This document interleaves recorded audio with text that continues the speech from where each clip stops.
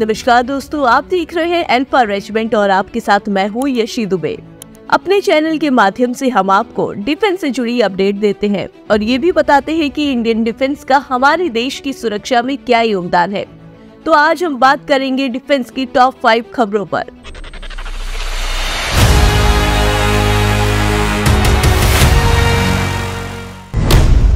Vibrant Gujarat global summit में PM Modi ने कहा, अगले 25 सालों में भारत बनेगा विकसित राष्ट्र। प्रधानमंत्री नरेंद्र मोदी ने गांधीनगर के महात्मा मंदिर कन्वेंशन और प्रदर्शनी केंद्र में वाइब्रेंट गुजरात ग्लोबल समिट 2024 में हिस्सा लिया।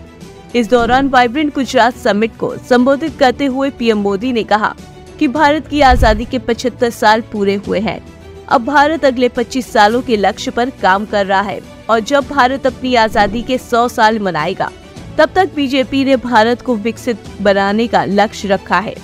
साथ ही कहा कि ये 25 साल का कार्यकाल भारत का अमृत काल है और इस अमृत काल में ये पहली वाइब्रेंट गुजरात समिट हो रही है, इसलिए इसका महत्व और बढ़ गया है।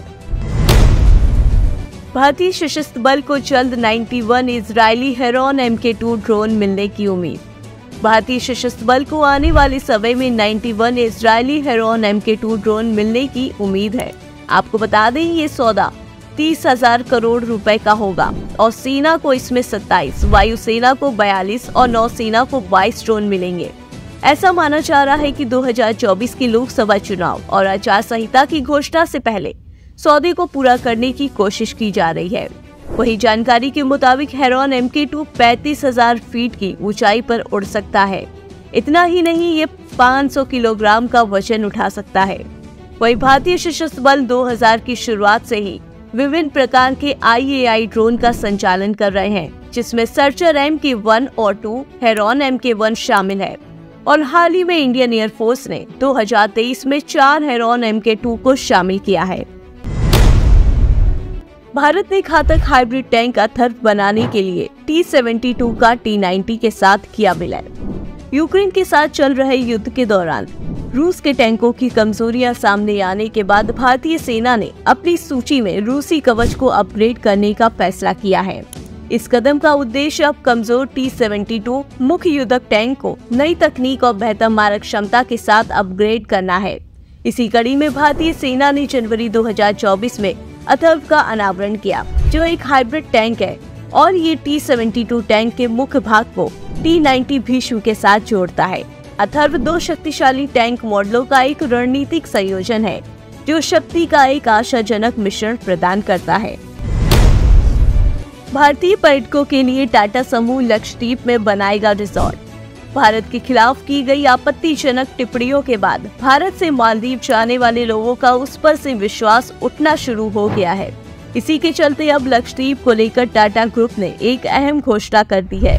दरअसल टाटा ग्रुप ने ताज ब्रांड के तहत लक्षद्वीप में 2 बड़े रिजॉर्ट बनाने की योजना का खुलासा किया है और माना जा रहा है कि सुहेली और कदमत द्वीप पर रिजॉर्ट बनने के बाद देशी विदेशी पर्यटक यहाँ खींचे चले आएंगे। वहीं IHCL ने कहा कि अरब सागर के बीच स्थित अपने बेदाग समुद्र तटों पर वो आने वाले समय में महत्वपूर्ण संभावनाएं देख रहे हैं।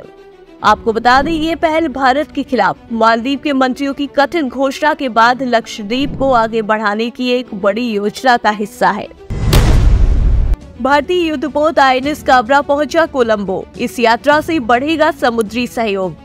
भारतीय युद्धपोत INS काबरा एक स्वदेशी फास्ट अटैक क्राफ्ट है, जो भारत और श्रीलंका के बीच द्विपक्षीय संबंधों को बढ़ावा देने के उद्देश्य से कोलंबो बंदरगाह पर पहुंचा, जिसके बाद भारतीय नौसेना ने एक आधिकारिक बयान में बताया कि युद्धपोत के द्वीप राष्ट्र में पहुंचने पर श्रीलंकाई नौसेना द्वारा गर्मजोशी से उसका स्वागत किया गया।